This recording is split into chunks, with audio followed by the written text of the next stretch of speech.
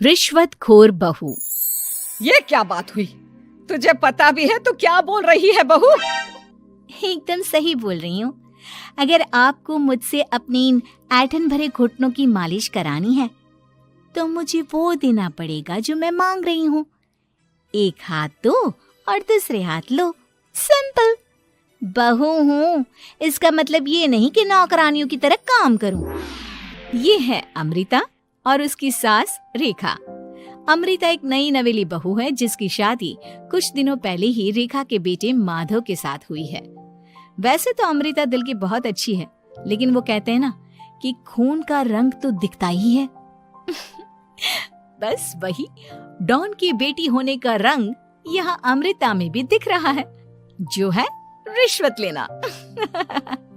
जी हाँ, काम चाहे कितना भी छोटा या कितना भी बड़ा क्यों ना हो, हमारी अमृता बहू बिना रिश्वत लिए कुछ नहीं करती। चलिए देखते हैं आगे इनके साथ और क्या क्या होता है।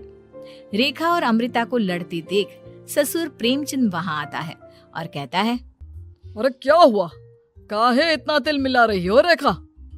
अरे कुछ बोलोगी भी या कानों में हड़ताल हो रखी है तुम दोनों के?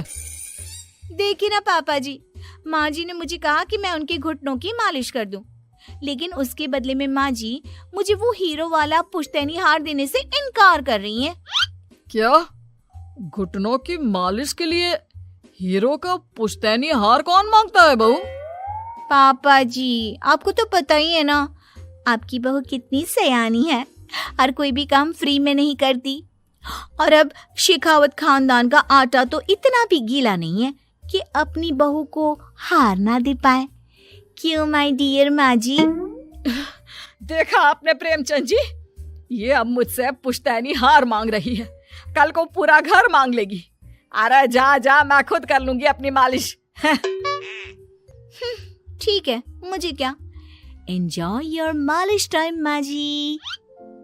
रात में जब पति महादेव दफ्तर से लौटकर घर आते हैं तभी कमरे में, अमू सुनो ना, मेरा वो लाल रंग का जो शर्ट है ना वो धो दो ना प्लीज। एक्चुअली कल मेरी एक इम्पोर्टेंट इंटरनेशनल क्लाइंट के साथ मीटिंग है, बहुत बड़ी डील का ऑफर है, इसलिए मैं अपनी उस लकी शर्ट को पहनकर जाना चाहता हूँ। अभी धो दो, रात भर में तो सूखी जाएगी, फिर कल अच्छे से कड़क वाली इस्त्री कर देना अपने शुभ शुभ हाथों से। जी नहीं, मैं ये सब ऐसे ही नहीं करने वाली। अगर काम करवाना है तो मेरी एक शर्त है। अरे यार, तुम और तुम्हारी शर्तें, बोलो क्या है? आपको मुझे 10 मनीष मल्होत्रा डिजाइनर की साड़ियां दिलानी होगी। 2 हफ्तों में मेरी स्वीट हार्ट फ्रेंड बिल्लो रानी की शादी है। मैं वहां डिजाइनर साड़ी पहनकर जाऊंगी और सब कुछ जला दूंगी। माधव अपनी बीवी की बात सुनकर हैरान परेशान अपने सर पर हाथ रखकर बैठ जाता है। अरे तुम बीवी हो या आफत? तुम्हारे दिमाग में जंग लग गया है क्या? देखो इतने सारे पैसे नहीं है मेरे पास। तुम्हारी याददाश्त तो जगह पर है ना माधव, भूल गए? मैं एक डॉन की बेटी हूँ। अगर तुमने मेरे कहे मुताबिक काम नहीं किया तो तुम्हारे लाल शर्ट को दूर ही रखो, मेरे पापा तुम्हें ही लाल कर डालेंगे। ठीक है, चलो अब ज्यादा मत डराओ, तुम्हें जो चाहेगा मिल जाएगा। अब ये डर और रिश्वत का सिलसिला यूं ही चलता रहता है और इसी तरह समय बीतता रहता है। एक सुबह सब नाश्ते के टेबल पर बैठे थे, जहां अमृता सबके सामने एक व्हाइट बोर्ड लाती है जिस पर दिन भर के सारे कामों के रेट लिखे हुए थे। अब ये क्या है? टीचर नहीं बनने का इरादा है क्या तेरा? अगर हाँ तो अफसोस, बेचारे बच्चे, उनका भविष्य तो अंधेरे में है। आप लोग बेकार की बातें बंद कीजिए और आंखें खोलकर ठीक से पढ़िए क्या लिखा है। ये आज के सारे कामों के रेट्स हैं। आलू पराठे, चाय, दाल, रोटी, चावल, सब्जी, हलवा, मिठाई, रसोई की सफाई, वॉशिंग मशीन में कपड़े धोना, ओखल में मसाले कूटना और माँ जी और पापा जी के अलमारी की सफाई करना। इन सब कामों की कुल मिला के जो रकम बनती है वो है ये 10,000 रुपए और माँ जी के लेटेस्ट लाए हुए सोने के झुमके भी। अमृता, तुम इंसान हो या हैवान? जरा तो दया करो हम पर। हे राम जी, उठा लो, अब ना देखा जाता ये सब। सच में पता नहीं कौन सा दिन था वो जब ये हमारे घर आई। महादेव, तेरे प्यार ने तो हमारा जीना दुश्वार कर दिया बेटा। दुनिया में बहुत रिश्वतखोर लोग देखे, लेकिन ऐसी रिश्वतखोर बहू पहली बार देख रहा हूँ जो अपने ही परिवार को लूटने में लगी है। बहू, तुझे पता है ना कि ऐसे रिश्वत मांगना गुनाह है। पापा जी, मैं कोई गुनाह नहीं कर रही हूँ। रिश्वत लेना बाहर की दुनिया में गुनाह है। मैं तो बस अपना हक मांगती हूँ। मेरी रिश्वत रिश्वत नहीं, मेरा शगुन है, नेग है। और वैसे भी मैं एक बहू हूँ, इसका मतलब ये नहीं कि मैं सब काम पूरी जिंदगी फ्री में करूँ, आपके चरणों को धोते बैठूं और 24 घंटे आपकी नॉन स्टॉप सेवा करती बैठूं। चलिए छोड़िए, नाश्ता और खाना चाहिए तो बोल दो जल्दी से, वरना मैं चली थिएटर। आज मेरे फेवरेट सलमान की पिक्चर रिलीज हुई है। इतना कहकर अमृता वहां से चली जाती है। इस बेवकूफ का जल्दी कुछ करना पड़ेगा। कुछ दिनों बाद घर में पूजा रखी थी और पूजा में 11 पंडितों का खाना बनाने के लिए कहा जाता है, वो भी नई बहू के हाथों से। देखो अमृता बहू, आज घर में पूजा है, 11 पंडितों को खाना खिलाना है। 56 भोग बना पाओगी? उन्होंने कहा है कि नई बहू के हाथों का खाना ही होना चाहिए, नहीं तो मैं रेखा को ही बोल देता हूँ। ओ कम ऑन पापा जी, खाना तो मैंने फ्री फंड में अपने घर में भी कभी ना बनाया, तो अब आपको क्या लगा कि पूजा का नाम लेकर आप मुझे अपनी झांसी में फंसा लोगे? अरे कल मुही, बस अब बस, पहले सुन भी ले क्या कह रहे हैं हम। तुम्हें जितने पैसे चाहिए, जितने तोहफे चाहिए, सब ले लेना, बस पूजा पाठ में कोई बाधा नहीं आनी चाहिए। ओहो, ये हुई ना समझदारी वाली बात। ठीक है, अब आप लोग निश्चिंत रहिए, मैं ऐसा खाना बनाऊंगी कि उन 11 पंडितों की 11 पुश्तें भी मेरे खाने के स्वाद को याद रखेंगी। अमृता पंडितों के लिए खाना पकाती है और पूजा संपन्न होने के बाद उन्हें केले के पत्तों पर खाना परोसती भी है, जिस पर खाने का पहला निवाला खाते ही वो क्या भोजन है। हम इतनी जगहों पर जाते हैं, लेकिन इतना अच्छा स्वाद तो काफी मुश्किल से चखने मिलता है। रेखा जी, प्रेमचंद भाई साहब, आप लोग सच में भाग्यवान हो कि आपको इतनी सर्वगुण संपन्न बहू मिली है, जिसके हाथों में साक्षात माँ अन्नपूर्णा विराजती है। सर्वगुण संपन्न, सबको संपन्न कर देगी यह खूंखार औरत। कुंडली मार कर बैठ गई है मेरे बेचारे बेटे के जीवन में। एक मिनट, अरे ये बात मेरे इस बूढ़े दिमाग में पहले कैसे नहीं आई? इस अमृता की बच्ची को मैं अपने घर से बाहर कैसे निकालूं? इसका उपाय तो पंडित जी के पास जरूर रहेगा। रेखा अगले दिन पंडित जी के पास जाकर उन्हें अमृता के बारे में सब कुछ बता देती है, जिसे सुन पंडित जी भी परेशान हो जाते हैं। अरे, ऐसी बहू तो 7 जन्मों में भी किसी को नसीब ना हो भगवान।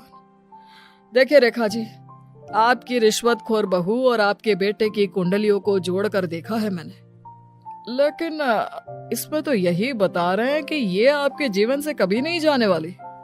इसलिए उससे सुधारने के लिए जल्दी आप लोगों को ही कुछ करना होगा, नहीं तो एक दिन वो आप लोगों को कंगाल करके ही दम लेगी। नहीं, ऐसा हरगिज नहीं होगा। मैं कुछ करूंगी, हाथ पे हाथ धरे नहीं बैठूंगी मैं। वहीं घर पर अमृता को ये पता चल जाता है कि उसकी सास रेखा पंडित जी के पास उसकी और महादेव की कुंडलियां लेकर गई थी, और इस पर जब रेखा घर लौटती है तब वाह माँ जी वाह, बहुत ही ज्यादा सयानी निकली अब तो।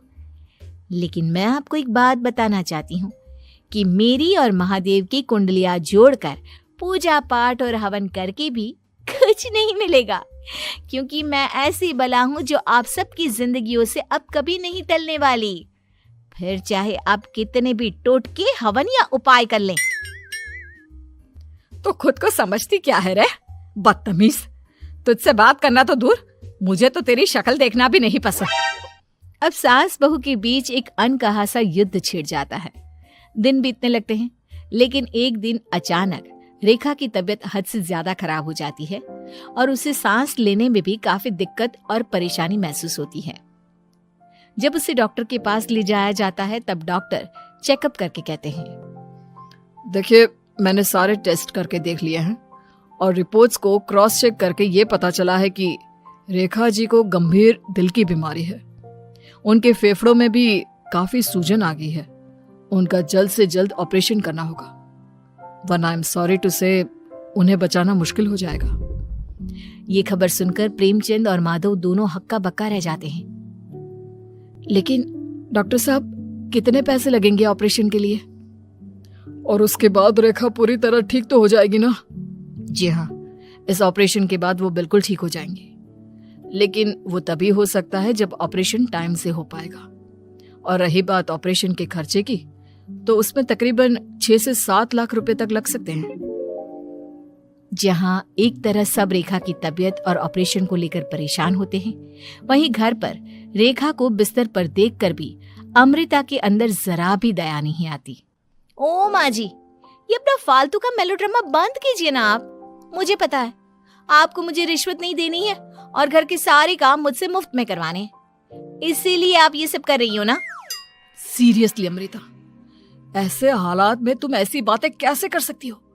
हम यहाँ परेशान हैं कि ऑपरेशन कैसे कराएंगे, बैंक में इतने पैसे भी नहीं है, और तुम माँ को ताने सुना रही हो। अरे अमृता बहू, मैं भला ढोंग क्यों करूंगी? हम 6 से 7 लाख का बंदोबस्त कैसे करेंगे? करेंगे पापा, कैसे भी करेंगे। अमृता, अगर कभी भी जिंदगी में तुमने मुझसे सच्चा प्यार किया है, एक पल के लिए भी सही, तो तुम्हें आज इस परिवार, इस घर की नींव, मेरी माँ को बचाना होगा।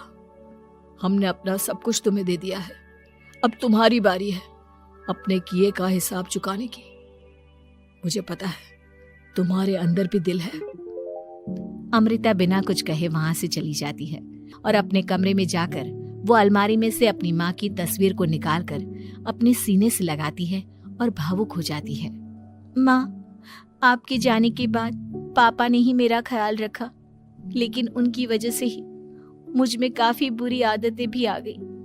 शायद मुझे इतना बुरा आपकी गैर मौजूदगी ने ही बनाया। मैंने कभी आपकी लोरी नहीं सुनी, आपकी गोद में नहीं सोई, आपके हाथों से अपने बालों की चंपी नहीं करवाई, क्योंकि वक्त से पहले ही आप मुझे यहाँ छोड़कर चली गई। लेकिन अब मैंने जितना भी इस घर से लिया है, उतना सूद समेत चुकाने की बारी आ गई है। अब मैं अपने रहते अपने प्यार को भी उसी दर्द से नहीं गुजरने दे सकती जो मैंने आपके नहीं होने से सहा है। अमृता तुरंत ही अपने सारे पैसे और गहने माधव को लौटा देती है और रेखा का ऑपरेशन किया जाता है। रेखा ठीक हो जाती है और जब घर आती है तब अमृता दरवाजे पर आरती की थाली लिए खड़ी होती है। वेलकम होम माँ जी, आई मिस्ड यू। पता है कितने दिनों से किसी के भी साथ लड़ाई नहीं की थी मैंने, और ना ही किसी से रिश्वत मिली मुझे। क्या? हमें तो लगा था कि तेरी अकल ठिकाने आ गई है, लेकिन तू तो अभी भी जैसी की तैसी ही है। माँ जी, पूरी बात तो सुनिए। हाँ, ये सच है कि मैं रिश्वत लिए बिना नहीं रह सकती लेकिन अब ना मेरी रिश्वत बदल गई है। अब मुझे हर काम के बदले झप्पी, अपनापन, प्यार और अपनी इस माँ का दुलार चाहिए ये सब तो हम तुझे भर भर के दे सकते हैं बेटा। पूरा घर एक साथ अमृता को जोर की झप्पी देता है और सब हंसते मुस्कुराते घर के अंदर चले जाते हैं।